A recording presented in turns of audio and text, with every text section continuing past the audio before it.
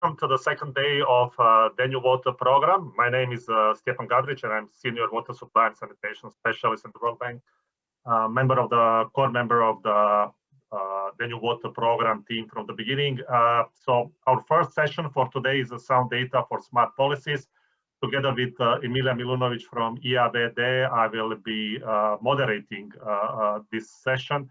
Let me one more time thanks everyone who was present with us yesterday. I hope you will find today, when we have 2 blocks of sessions prepared for you, interesting, and hopefully you will remain with us as well tomorrow.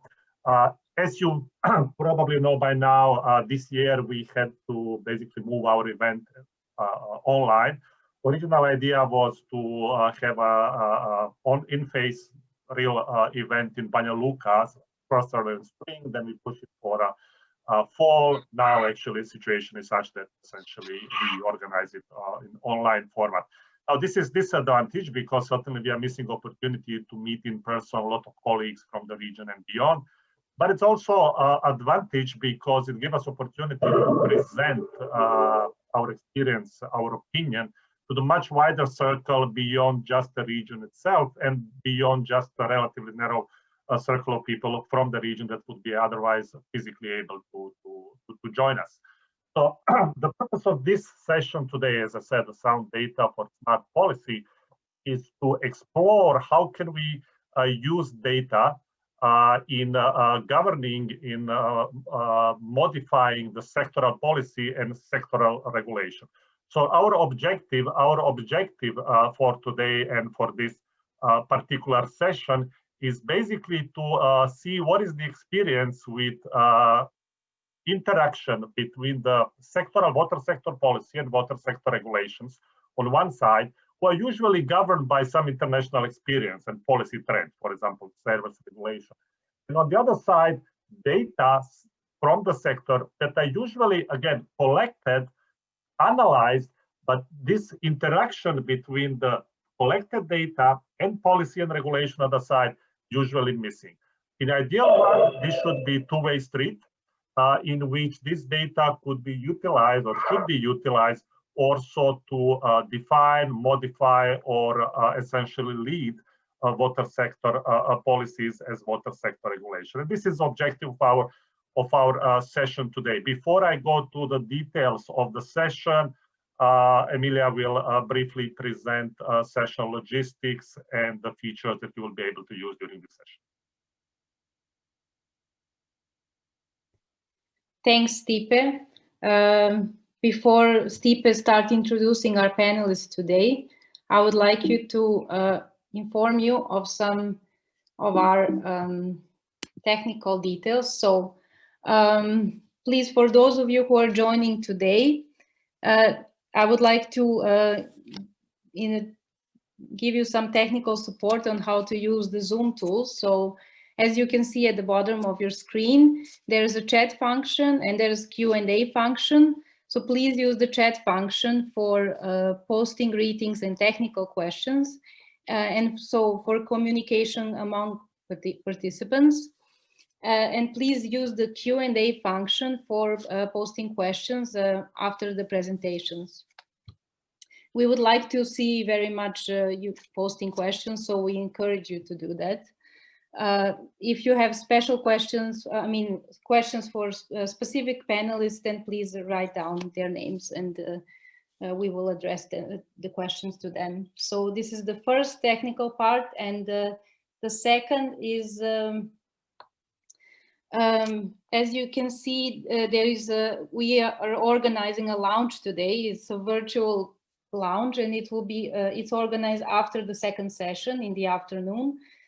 So we would like to see you get together in this lounge. There's a QR code, you can scan it and register yourself for the lounge. And also my colleague Kati will now share the link for registration in the chat function. It will be a sort of speed dating, speed socializing, as we cannot meet together in person. So that's the second technical part. So let's start the introduction of our panelists. So back to you, Stipe. Thank you. Thank you. in some happier time, this lounge would be, accompanied with some, courtesy drinks and snacks from the organizer.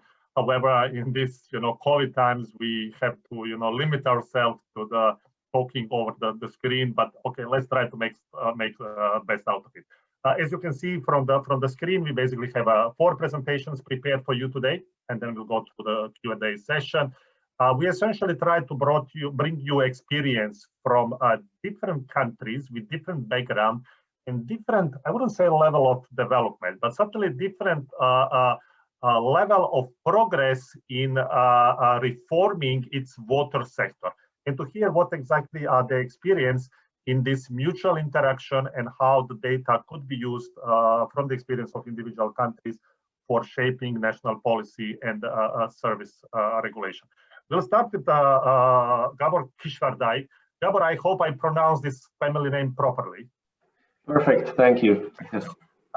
So Gabor is coming from Hungarian Energy Public Utility Regulatory Agency. We know each other already for some time. We have a pleasure to work together. Hungary is one of the countries that in the region at least have a reputation of being relatively advanced when it comes to service regulation, as well when it comes to the reforming sector, particularly regionalization of water utilities. And it's often the case of the country, relatively new EU member state, that being looked by the other countries of the region to learn from the Hungarian experience, good things, bad things. So I'm really looking forward also myself to see and to hear from Gabor how this data and policy have interacted in the case of Hungary.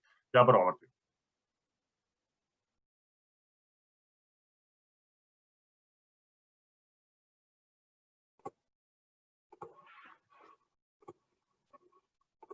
Thank you, Stefan. I would like to welcome also everyone at this event. I hope that you can see my presentation well, and I hope that you can hear me, because today I had some problems with the Wi-Fi connection here at my home, and I know that there are some special circumstances for every one of us.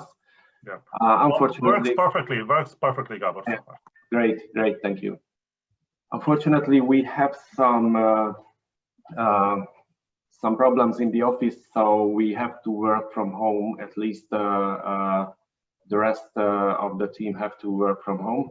But I would like to introduce you the Hungarian experience of data gathering and data management, because starting this year, we tried to reform our data management strategy, and me and some of my team members, we tried to come up with a different view on collecting data from the regulated companies and also from local governments. We, as a regulator, have very strong powers on collecting data. Maybe we are unique in the Danube region, because our sectoral law only actually allows us to collect any type of data that we feel is necessary to maintain and to complete our tasks. We don't have any limitations on the data that we want to collect, which gives us a great liberty and also a great responsibility when it comes to data collection. And we have been collecting data for 8 years, and me and my team, we were revising the data collection process at the beginning of this year, and we found that there are some serious problems in our data collecting methods and strategy. So we revised it completely, and we went back to the basics. When it comes to data collection, we try to ask these 3 questions: why do we have and do we want to collect data? How do we want to do it? And what is necessary to collect?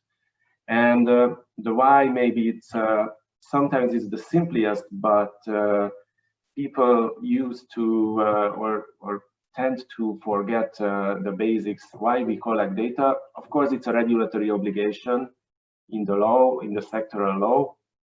We do it to revise and to form public policies. And as I mentioned, as a regulator, we have very strong powers on collecting data, but also when it comes to sectoral policies. In the water sector, we are able, we have the right to make some suggestions to the ministry on amending the sectoral law. And the ministry cannot dismiss our recommendations. So they have to negotiate with us, because if we find that something in practice does not work, or if we want to amend the law and make something to happen in the practice, we have the possibility to do that. And I think it's a very unique and important power that we try to use in the favor and in the benefit of the service providers and the consumers as well. Also, we have some international obligations. For example, the Water Framework Directive or sectoral law incorporated the text. So when it comes to data gathering and tariff setting, we have certain data that we always have to collect from the regulated entities. How do we want to do that? I think it's a new and I'm ashamed to say this, but in the past we did not communicate well with the public, with the service providers, local governments, the consumers. We were a little bit in the phase of setting up the regulator, and we were trying to just guess how we should collect our data.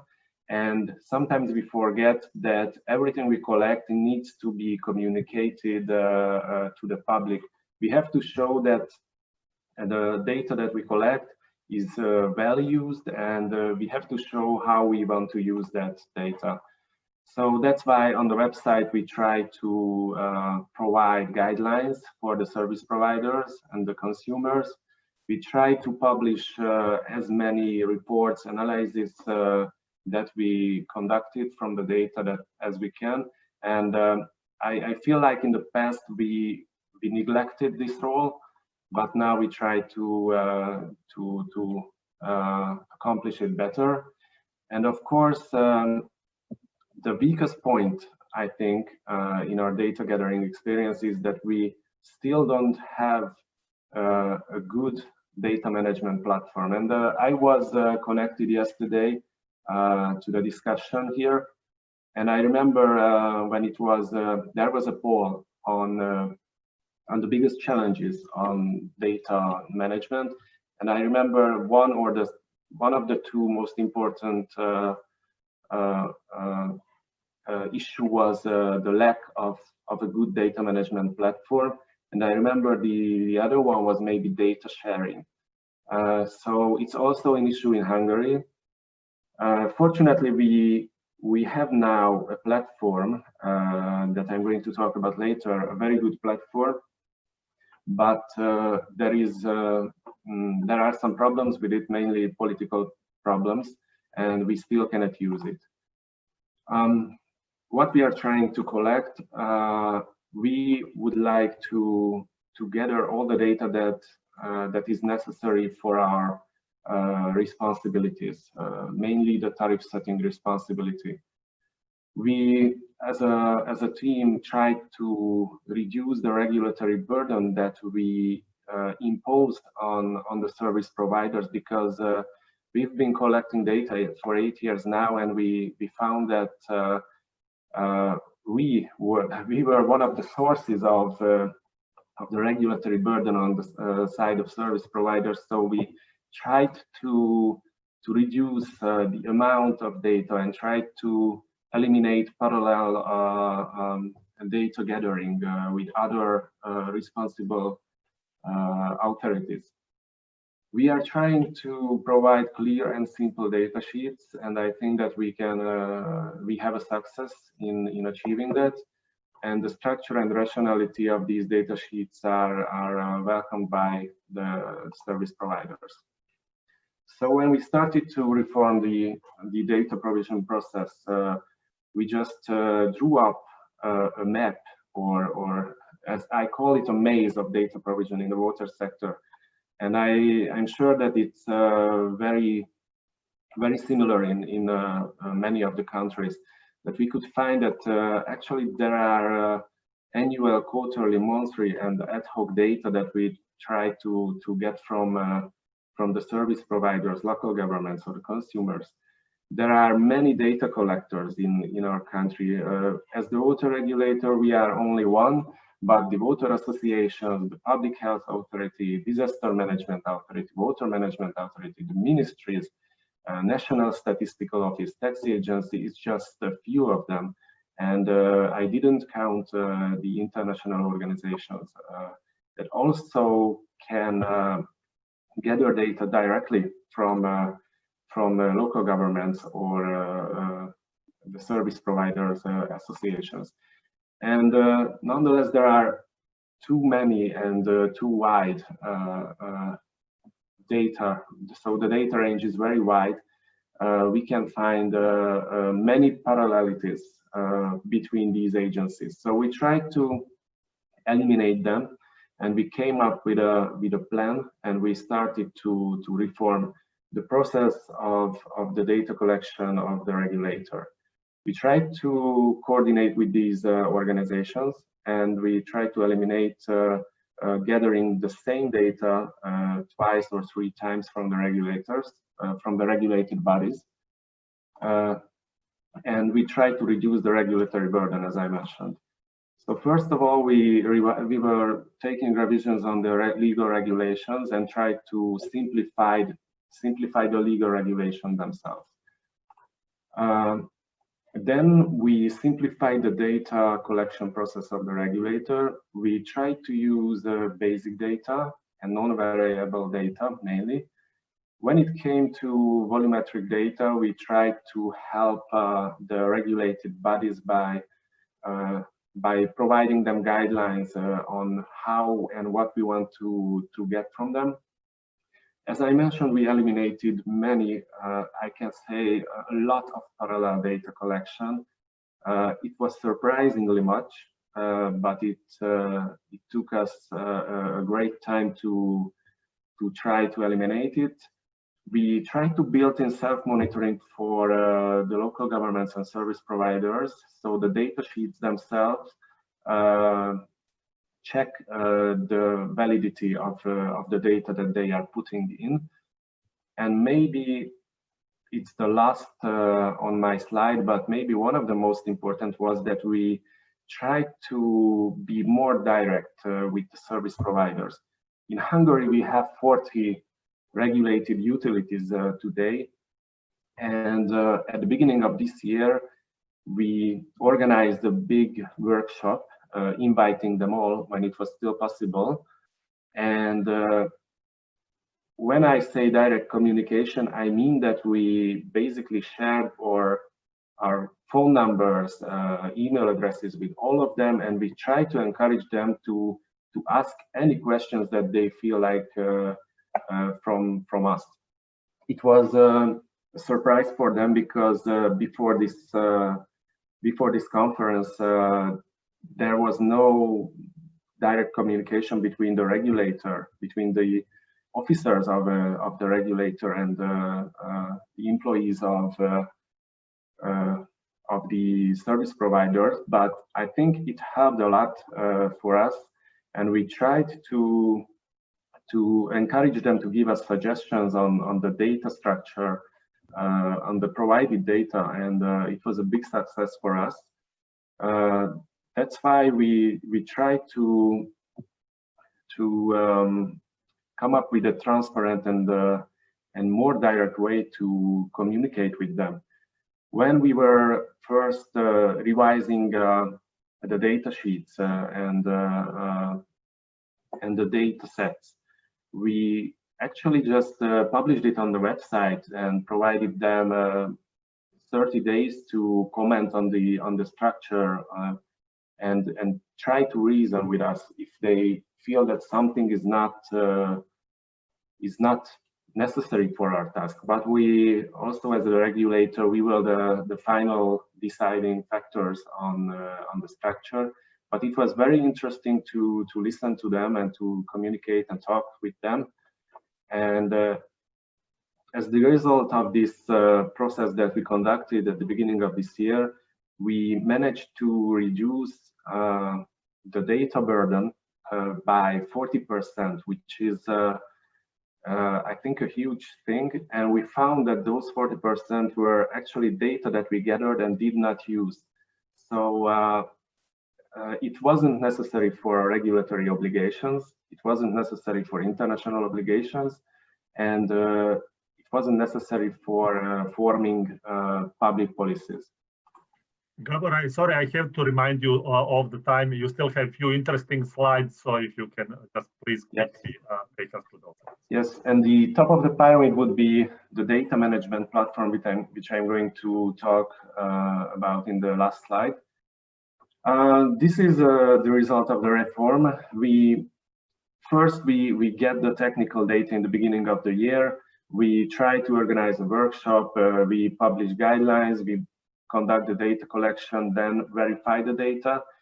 As a regulator, it's the same with the economic data. As a regulator, we have very strong powers when it comes verifying the data.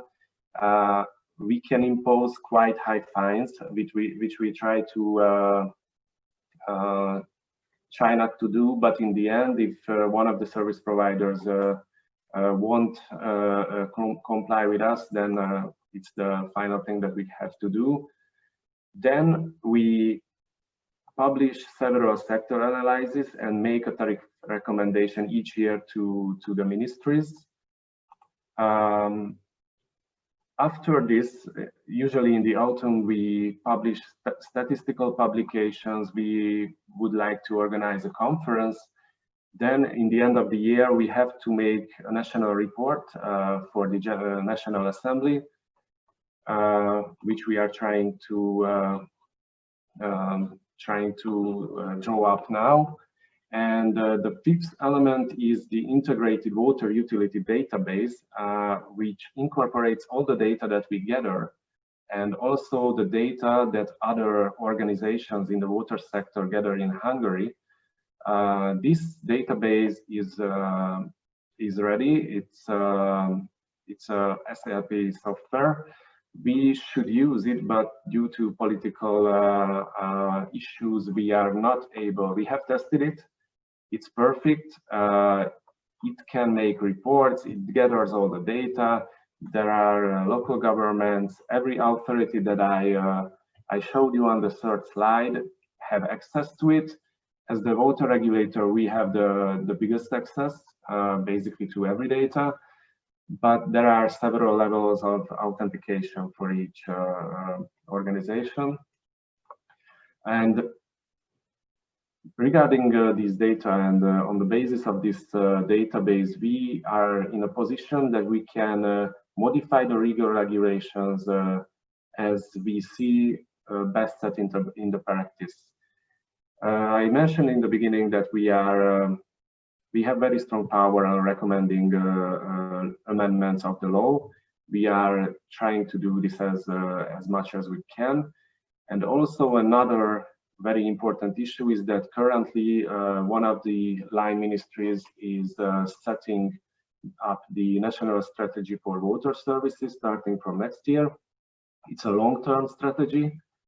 And they actually used all the data that we provided for them. So this strategy is going to be based on the data gathered by the regulator. And when this database is finally in our hands, then these data will be all available for this ministry, and they don't have to ask us for sending them the data. And you can see just a map of this water utility database. This is my last slide, actually. The database consists of different modules. The most important part is the regulatory data collection that we upload in this database.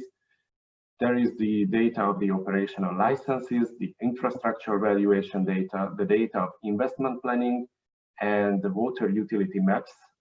We have 3 types of utility maps in the country, and we try to make it in a uniform shape, these maps. So basically, this is where we are right now, and we hope that we can soon use this database as it was planned some time ago. Thank you, Gabor. Thank you for your attention. Thank you, Gabor. Thank you for this interesting presentation. You know, from the relatively new EU member state being Hungary, let us go to the hopefully next EU member state being Montenegro. The person that I'm certain I will pronounce both name and family name correctly, Milica Petrovic from Energy and Water Regulatory Agency of Montenegro is with us. Milica, floor is yours.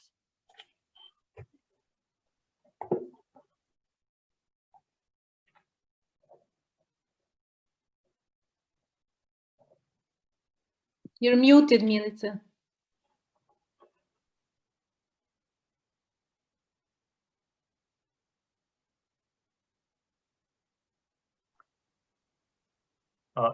You're mute. Okay, now it's okay. Now it's okay. Okay, sorry about that. So the topic of my presentation is Montenegro experience in application of data management for policy development. I would like to say that during my presentation, I would also inform you a little bit about the work of a regulatory agency in Montenegro in water sector, because we are a new player in the sector, and I think it is important for people to know a little bit more about us. So related to hydrology potentials of Montenegro, I would just say that water is the largest national resource of Montenegro, and because of that, our goal is sustainable water resource management.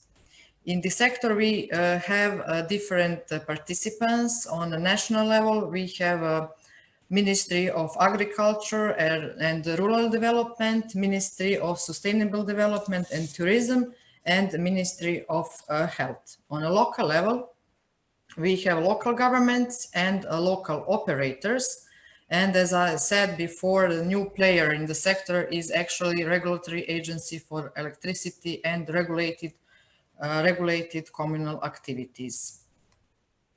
Regulatory Agency for Electricity started work in 2004, and they started to regulate energy sector. In 2016, we extended our competencies to public water supply and communal wastewater management in Montenegro. So the goal of regulation for communal activities, actually for water sector, is to provide work of operators based on principles of objectivity, transparency, and non-discrimination.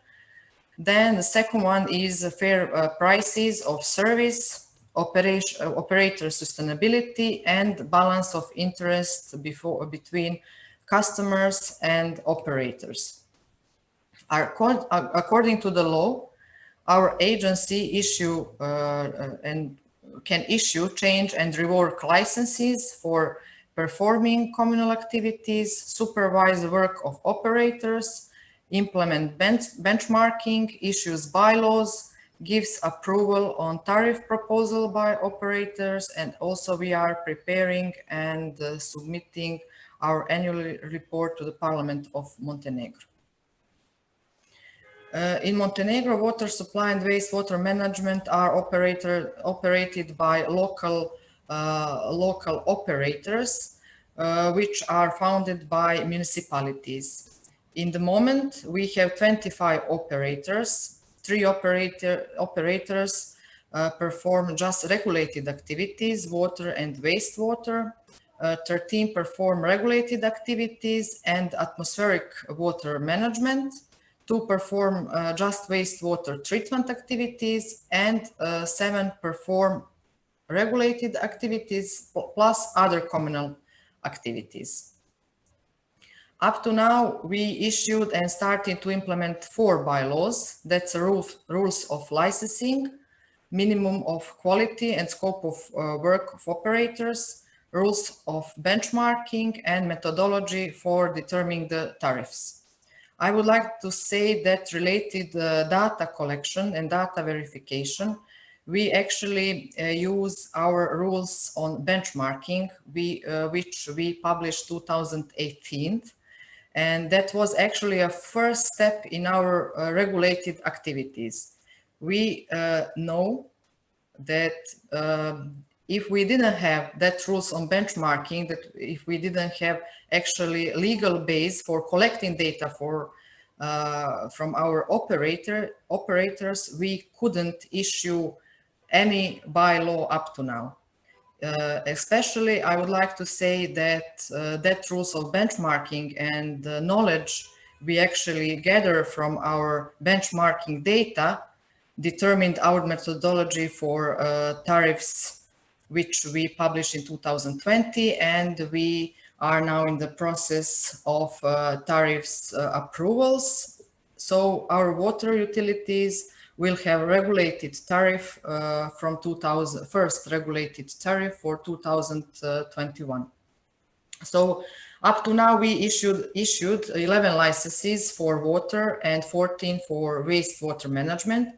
Last year, we published benchmarking report for 4 years, and now we are preparing benchmarking report for 2019. Which has to be issued by the end of October, actually up to the end of this week. I would like also to say that in according to our rules of benchmarking, we are collecting the data on a monthly base. We are collecting more than 200 data on monthly base, and also we are not collecting just data, but we are also collecting the reliability of data.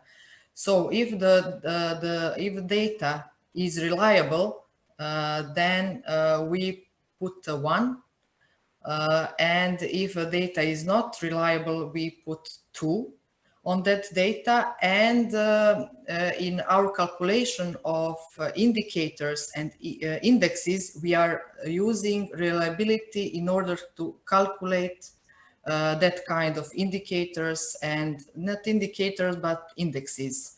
So we have a local indexes and national indexes, national index. And if we have a good indicators, but we don't have reliable data, then index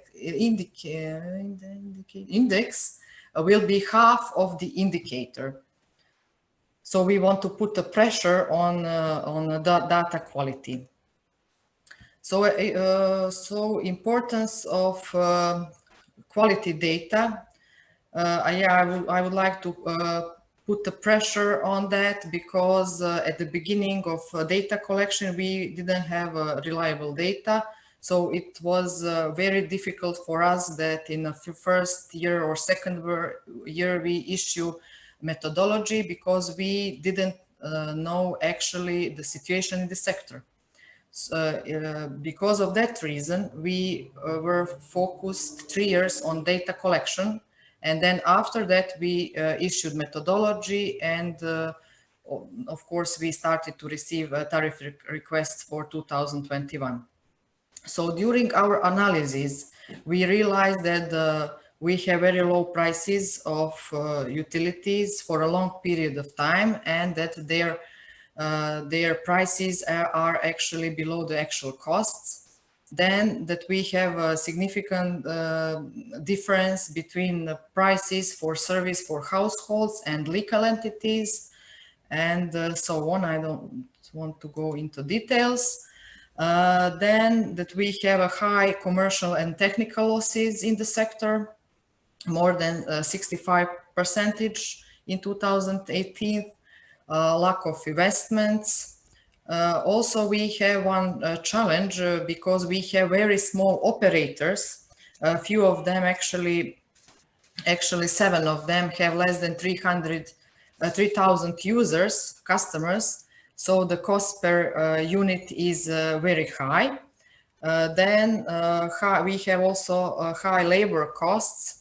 More than 60% of all costs are related to labor costs in more than 10 water utilities. And I said before, we have 25 operators.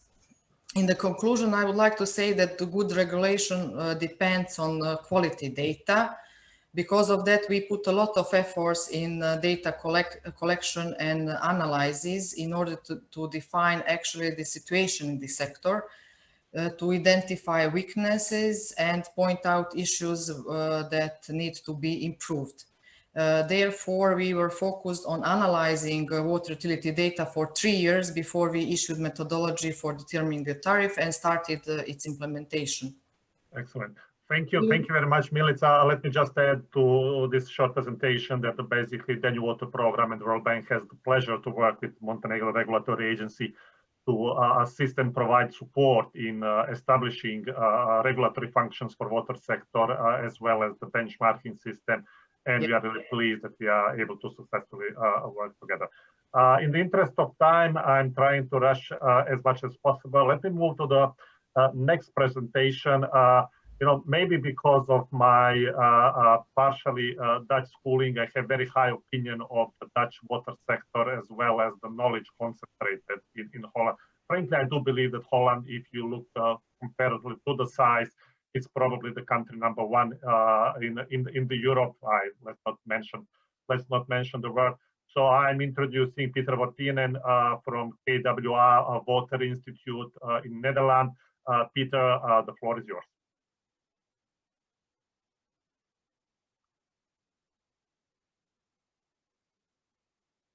If you are muted, or you need to unmute. Yes, I was trying to find the unmute button. Thank you for the introduction, Stipe.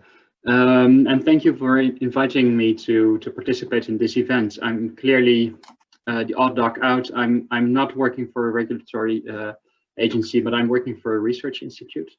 And I'd like to give you a slightly different perspective, perhaps also geographically speaking, on data-driven decision and policy making in both drinking water and urban water.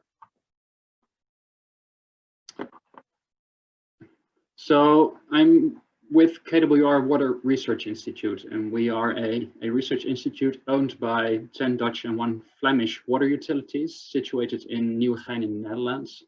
About 135 researchers covering the full water cycle, and we are engaged in a large number of collaborative initiatives, with our motto being bridging science to practice. So what I want to talk to you about today is 4 topics. First, I want to talk about benchmarking, which I think lines up nicely with the previous presentation.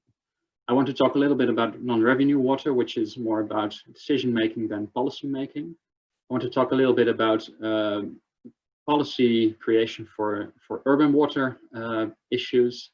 And I'm ending with a short discussion on uncertainty in the data, which we're talking about. So benchmarking was mentioned in the previous presentation as well. The Dutch water utilities decided in 1997 to come up with a voluntary benchmarking system, which they call the benchmark, in order to improve their efficiency and increase their transparency. So they've been doing this for more than 20 years and claim to have shown more than 20% improvement in their performance. And this was picked up by the Dutch authorities and included in the drinking water law sometime in the early 2000s. So, and there's really a number of parameters which are included in this benchmarking, in which the performance of these utilities is compared. And these are related to water quality, of course, many legal requirements for that, to the quality of service, which includes customer satisfaction, interruptions of supply, pressure in the network, power use, etc. There's environmental aspects, which include non-revenue water and sustainable procurement, for example. And there's cost efficiency, research and development and investments, which include the water price, the cost level, and research and development spendings. So this is all written in a document in Dutch, but fortunately we have machine translation nowadays. So if you're interested in this, you can just look it up and see how that's defined. Of course, all these aspects, they're fed with data, and I'm going to show you a couple of examples. I'm going to get back later to the environmental aspects, and in particular to non-revenue water. But for example, for water quality, non-compliances are reported in a way like this. For all the 10 water utilities, we see that, well, a very small fraction of the samples which were taken are not compliant with water quality standards for different reasons. A second example, this diagram shows you the total cost of drinking water supply per administrative connection for the 10 Dutch water utilities as a function of time. So we see that in all of these cases, the total cost of drinking water per connection is actually significantly dropping, partially as a result of this benchmarking. And for the quality of service, the example I'm showing you is a table which shows you the interruptions of supply per connection per year. And this shows you the total time on average in which there was no water supply. So that's on the order of 15 minutes per year per connection, divided between interruptions due to maintenance and interruptions due to failures and interruptions due to third parties doing something wrong. So this benchmark, which started as an initiative from the utilities themselves and was then included in the Dutch laws, really helps because the water utilities are sensitive to their rankings in the benchmark. So it drives them to improve their cost and efficiency and performance. But we also see that there is sometimes too much focus on the financial aspects. So this is something which shouldn't be the focus. Of course, the performance, the service is the most important thing. So what we've seen is that this initiative from the sector has been turned into policy, and actually data is really the basis for improvements in terms of efficiency and performance. So the second item I'd like to discuss is non-revenue water, and this of course continues to be a challenge for utilities worldwide. The water systems are increasingly stressed by changes in population size, by climate change. So the Netherlands are known for relatively low non-revenue water levels. So they're about 5.5%. And of course, this includes leakage, flushing, unbilled water, and measuring issues. So how come this level is relatively low? Well, some people ascribe it to some kind of Rolls-Royce approach, which means we throw really a lot of money at it to get really the best stuff. So this is always flawlessly working. I'm not sure that's the case. We are lucky in the sense that we have flat topography, which allows us to have low pressures. We have relatively stable soils in large parts of the country, not everywhere. I think we have a history of careful design, planning, and asset management. Maybe that's part of the explanation. And our water utilities are publicly owned. I don't know whether that's has a positive impact on, for example, the planning horizon. But even though the levels are relatively low, water utilities in the Netherlands are still aiming for a further reduction using data-driven approaches. And generally speaking, the modern way of looking for leakages and reducing leakages by installing flow and pressure measurements, pressure sensors in networks to measure flow and pressure, and to use these data together with appropriate algorithms to detect leakages, to localize leakages, and to prioritize their fixing or rehabilitation of drinking water networks. But there's also a deeper layer, because the question of how to measure, where to measure flow and pressure is not easy to answer, and it also requires you numerical tools, numerical optimization, which they themselves require data about networks, about demand patterns, etc. And just to show you some very small examples, this diagram shows you the network map of the city of The Hague, for which we designed an optimal placement of flow sensors and a sectorization so that their leakage detection efforts are supported. And another example was for one of the other Dutch utilities, in which we help them to identify the most suitable locations and number of pressure sensors to quickly detect new leakages in their systems, all based on data and models. And it's really about knowing your system. The third topic I wanted to discuss is a tool and an approach which was developed by my colleagues Stef Koop and Kees van Leeuwen, which is called the City Blueprint. And of course, population dynamics and climate change force cities to adapt their water cycles to the new conditions, because the cost of inaction is generally very high and higher than the cost of actually doing something. But it might be difficult for cities to grasp which elements of their water cycle are already future-proof or sustainable, and which ones need to be adapted.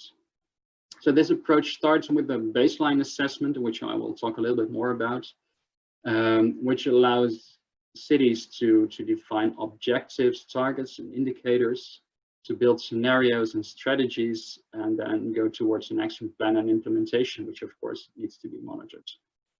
So in this approach, the City Blueprint approach, the main questions are: what are the main challenges of the city? How adequate is the city's water management currently?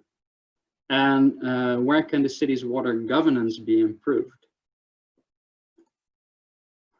Well, if we look at the second question, how adequate is the city's water management? This is evaluated in the City Blueprint Performance Framework, in which basically offers a baseline assessment of the sustainability of urban water resources management.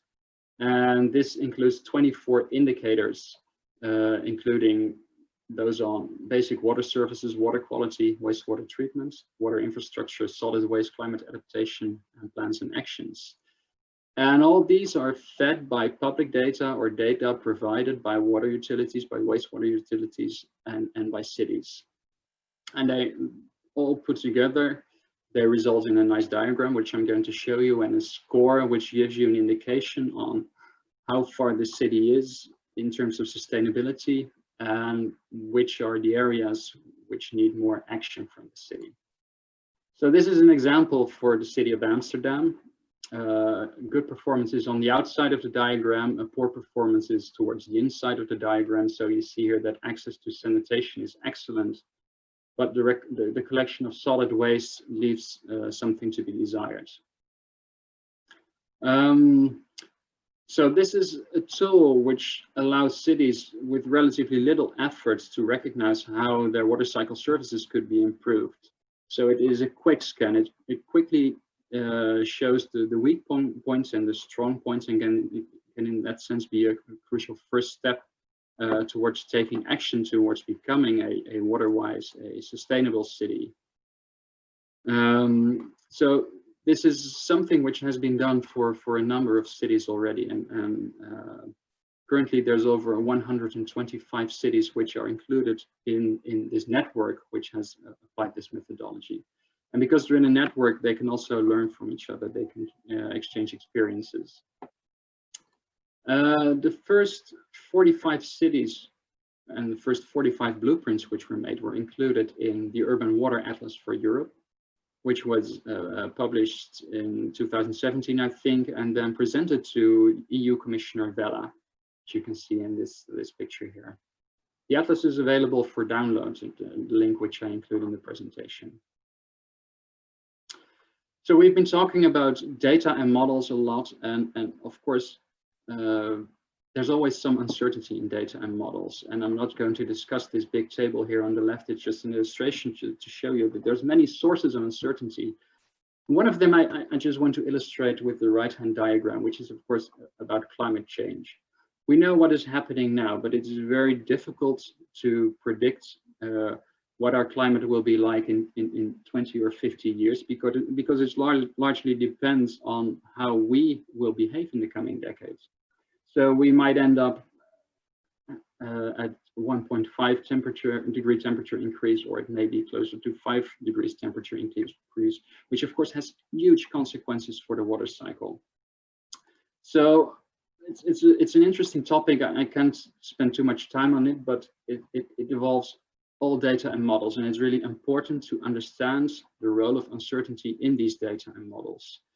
And dealing with them is done by creating efficient systems, but also including robustness or resilience in the design, and to have some kind of adaptive decision making, because insights are going to evolve and going to continue to evolve. And one example of that is the report which I'm showing here, which I'm sure you know, describes the effects of climate change and land use and water usage in the Danube River Basin for the coming decades. And already there's a new generation of climate global circulation models, which shows even stronger effects of climate change on droughts, on rainfall, etc., in the Danube Basin. So what I wanted to illustrate here is just how data and models are essential for informed decision and policy making on any level. It's about knowing the system. And looking ahead, making policies for the future means that you need to deal with the uncertainty which is there, which is in the data and models. So understanding the uncertainty is important. Creating efficient systems but also robust and resilient designs is important, and incorporating adaptive processes in the decision making is the third important step. And that's all I wanted to tell you today. So thank you for your attention. Thank you, Peter. Excellent presentation. Thank you for bringing this somehow different angle to this session altogether. Thanks one more time. Now, for the final presentation of today, I mean, regardless how hard we tried to avoid current COVID situation, I mean, it's still catching up with us.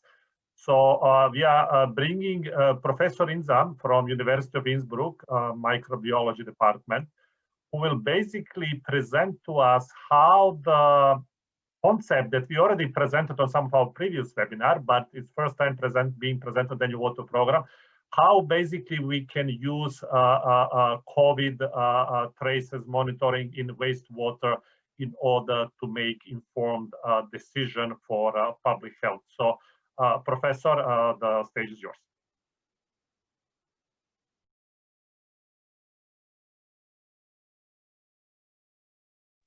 Don't forget to turn your mic on.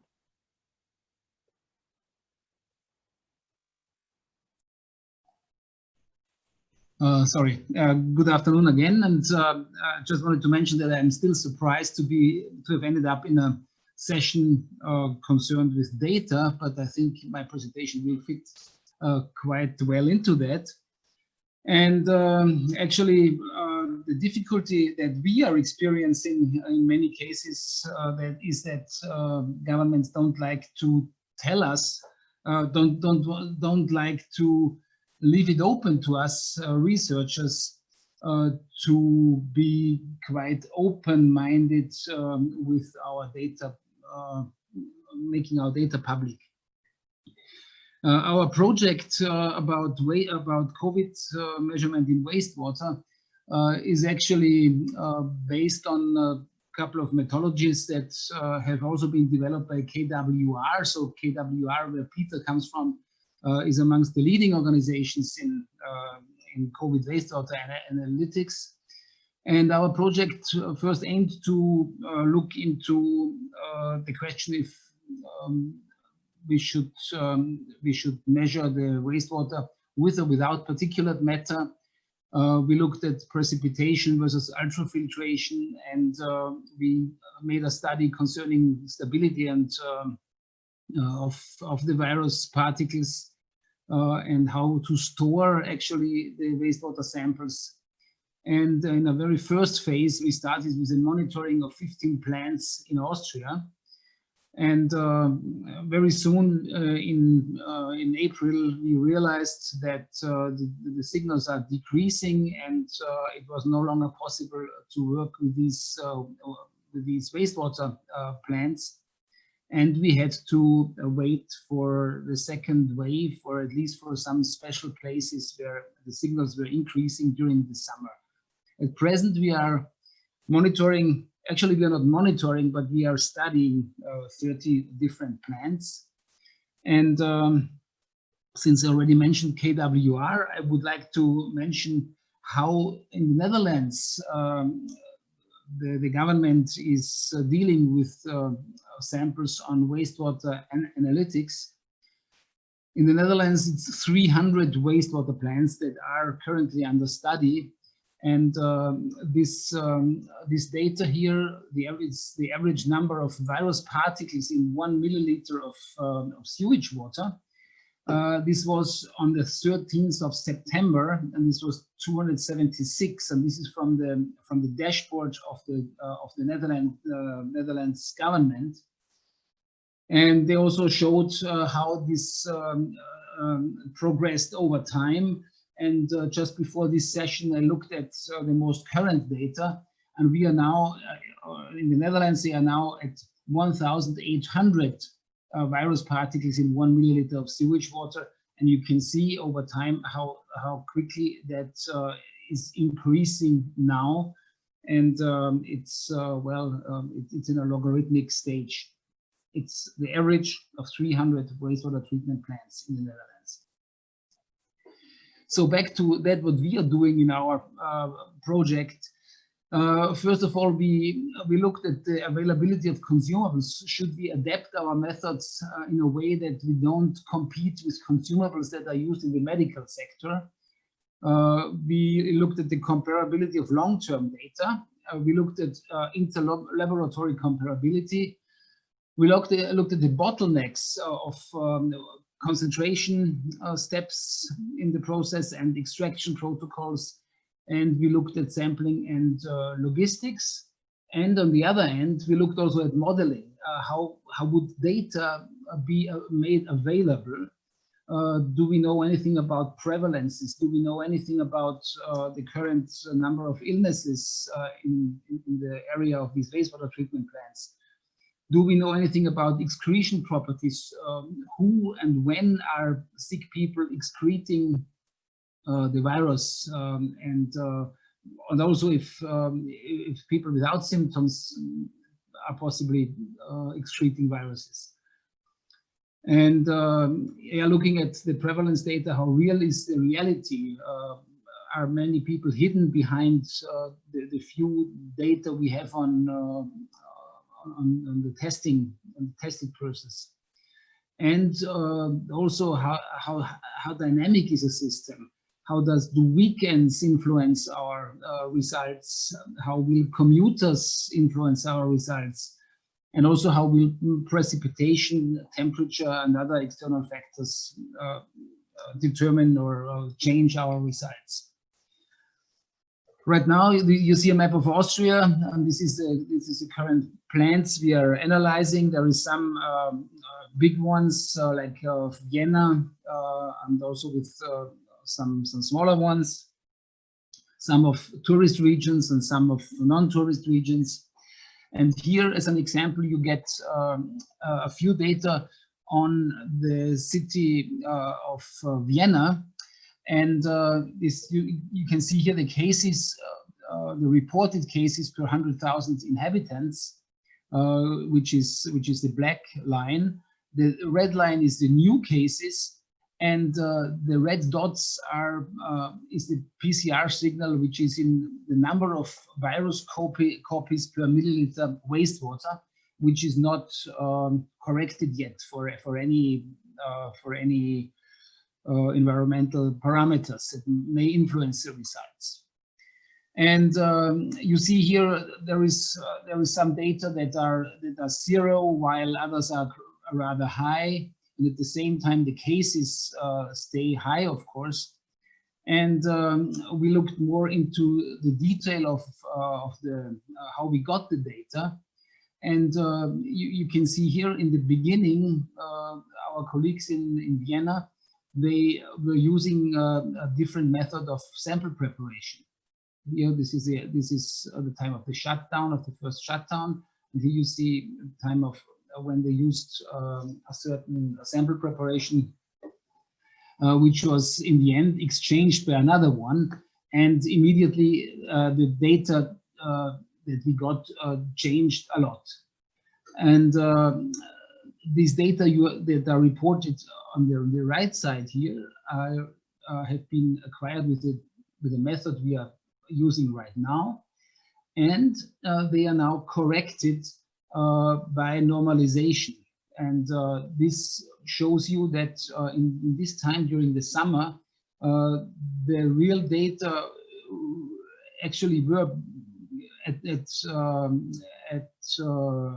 close to zero, and there was a much better match with the cases per 100,000 inhabitants.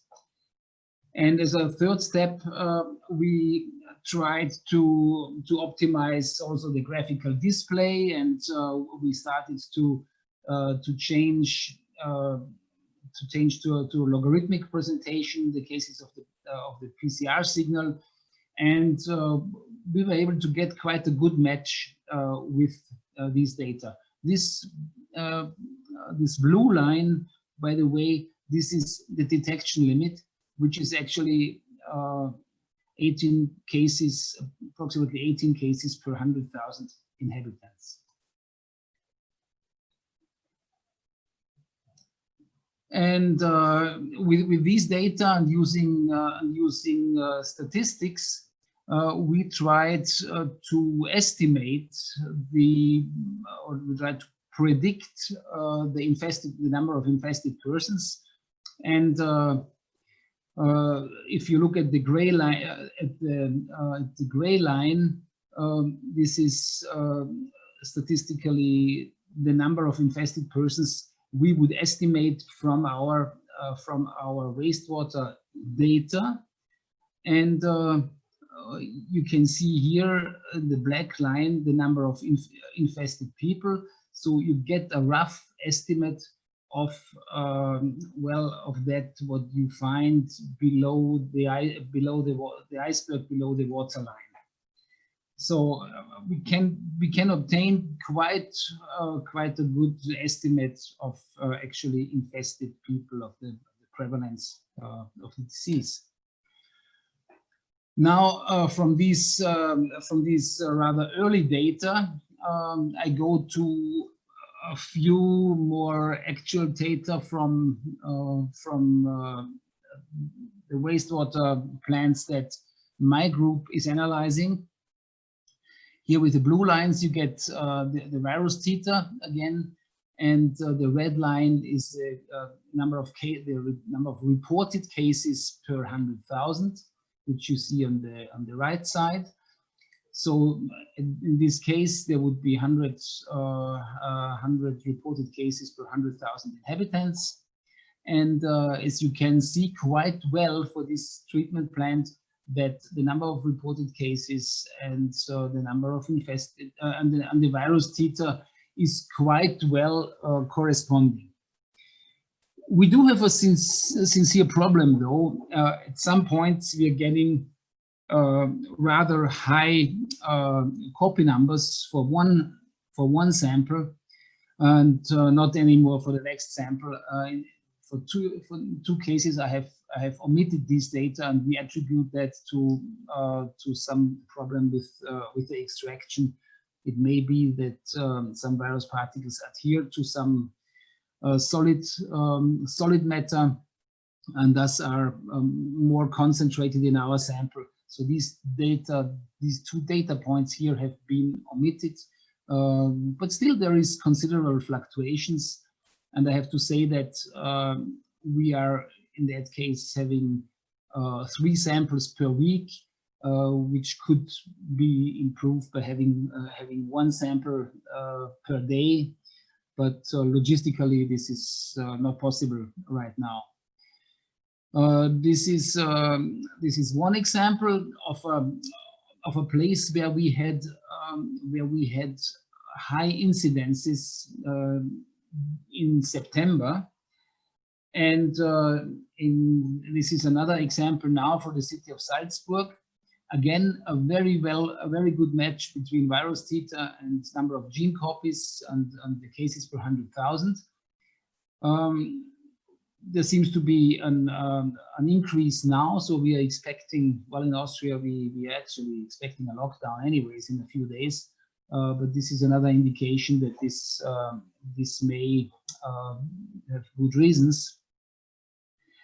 And from this graph, I can quite well explain that maybe wastewater analytics is not as promising as we thought before to be an early indicator, because we don't see the increase much earlier than with the reported cases.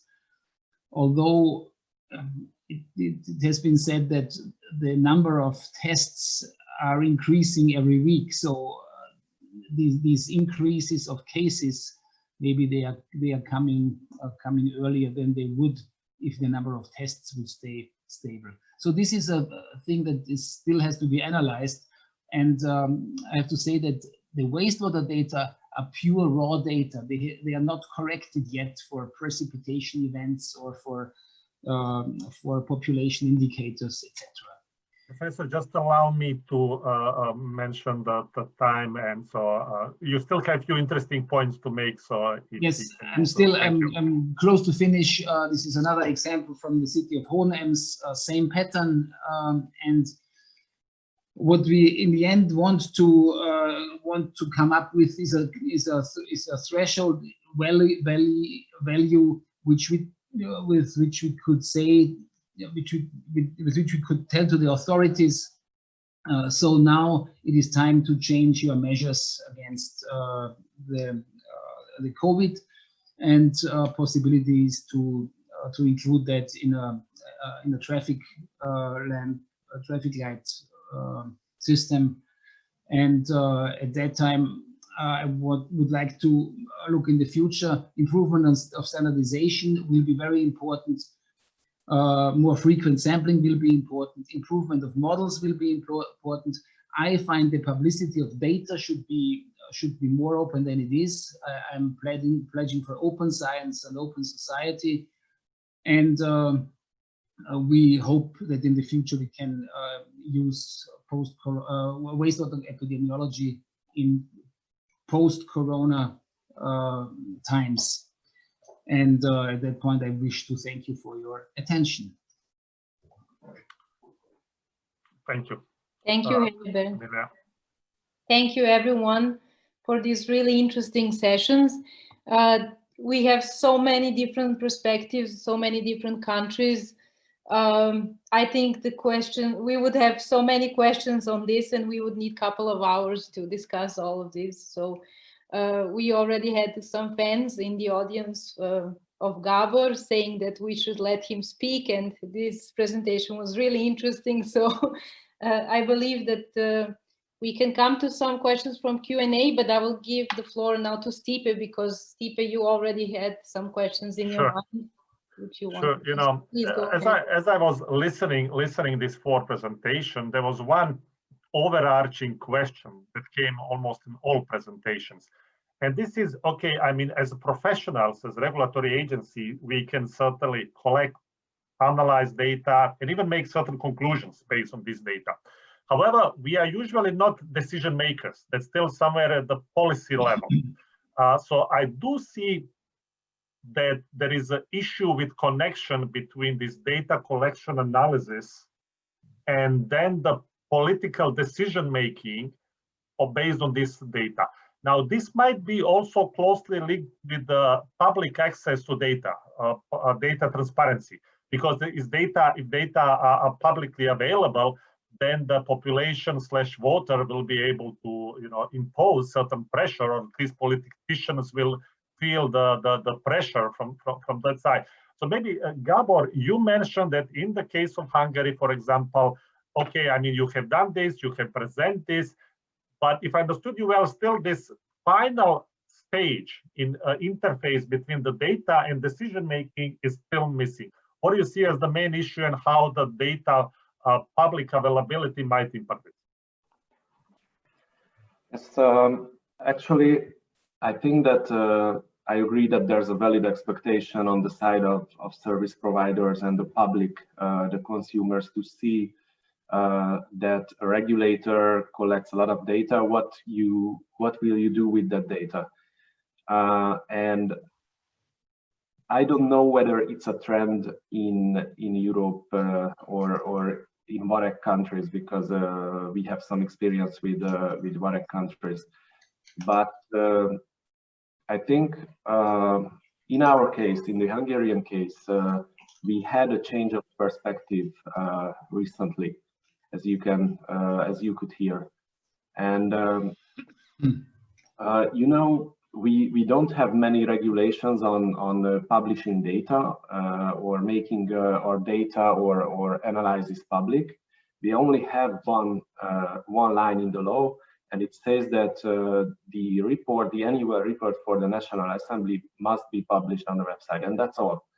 And I remember for 8 years, we, as a regulator, and I am going to be brutally honest, we viewed this as a restriction. So if this is our only obligation towards the public, we should just publish this report, and that's all. But when we, in the beginning of this year, we made these consultations with the service providers and also with local governments, we found that they expect us to publish more, to help them with guidelines. And now I think that there was a change of perspective and view as a possibility, that this is your only, this regulation makes it your only obligation set in the law, but you have a great liberty on publishing anything else that can help the public, help the service providers. So we completely change our perspective, and now we try to publish as much publications, aggregated data as we can. And you mentioned that we are in the final step. Since this database is not available, even for us, we have only seen it in a test mode. We try to work without this database, but we try to make the publication on our website as well. So we won't wait for the politicians to make the final decision, because I think this expectation is valid on the side of the public. Okay, thank you, Gabor. Peter, you know, usually in Europe we have very high opinion about the Dutch governments. How much is actually, you know, the data analysis collection is actually impacting policy at the regional or the national level?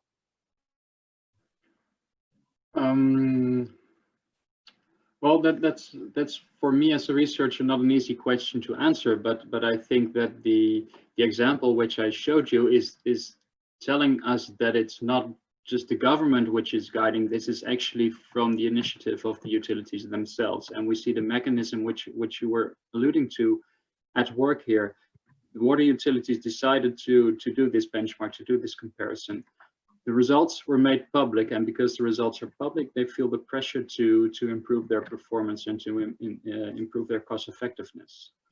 And this was picked up by the government, and we do not have a regulator in the sense that it is present, for example, in the UK with strong fines and strong rules and targets. And I'm not sure, we might be moving slightly towards that situation, but up till now it has not been necessary, and the sector itself has been able to continue improving services and cost effectiveness. Okay, thank you. Milica, if I remember well, the data that you collected in Montenegro are publicly available, right? How strong tool is that? I mean, are people looking at this data? Is this having any impact? Yes, yeah, you are completely right. So our data and indicators are publicly available. Also, last year we present our data in the Parliament of Montenegro. So politicians were also talking about data, state of the sector, etc. And also one issue which is maybe interesting for you is that when we realized what is the situation in the sector, we actually proposed to our ministry reform of the sector. And after that ministry started to prepare a new law on water services. So I think that that improves can happen, but it is a process. And of course, you have to be strong enough and to have a good data, quality data to present to someone who is making a decision related to improvements in the sector. Thank you, Milica. Excellent. Professor Heribert, my final question for you today, as you are dealing with the topic, and I really believe that data you presented nicely fit in the aspect of using data for the decision making. Is the money only limitation that in this moment, in the case of Austria, is preventing this analysis being wider used, or there is something else? No, it's not only the money. It's definitely also the insecurity about the robustness of the measurements. So we are still working on improving our analysis on the modeling in particular, money could make it possible that we analyze 300 instead of 30 wastewater treatment plants. And it would also support our scientific approach, because for getting good models, we need a lot of data. And for this way, yeah, would be great to have that organized, but money alone would not be able to increase the number of wastewater treatment plants to be tested, because we also need the infrastructure, and this is at present not available. Although we are working on that on several levels. So yeah, we are all hopeful that this Corona crisis will eventually finish before you manage to finally, perfect any model. But it's very interesting exercise, not only for this pandemic, but for any future similar crisis, that hopefully will all be much better prepared. With that, I would finish my short Q&A one-man session. Emilia, back to you for final words. Thank you, Stipe. We have maximum 4 minutes left. So there's one question for Professor Insam, and I would like to ask you, please, kindly to keep it short, the answer. It's an interesting question, so I wanted to tell it. So it would be interesting, someone wrote, to think about the application of those approaches to countries that do not have systematic large-scale testing, as this could then be an important early indicator. Some of our partner countries in the Danube region and beyond do not have the ability to test at the same scale as Austria, for example. Someone wrote that. Absolutely, I have already answered this, and I think this could be a really good approach to get data in a rather cheap and fast way, and we are also offering support in that respect. So if there is knowledge transfer, would be possible at any time, and we should do that. I mean, in Austria, we are testing a lot, but at the same time, the contact tracers, they cannot keep up with all the tests that are being done. So the system in itself is not working very efficiently. We should think about other approaches anyways.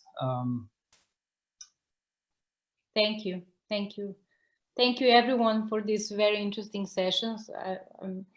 I'm so sorry we don't have much time left. Actually, we don't have any time left. So I would like to close this session for now and remind you to visit and to join our next session. And I will share the slide now for the next topic. And Stipe, would you like to add something, or? Let me just one more time, thanks to our panelists, the people who gave their time and effort to make this presentation, and to help everybody who was witnessing this, following this forum today.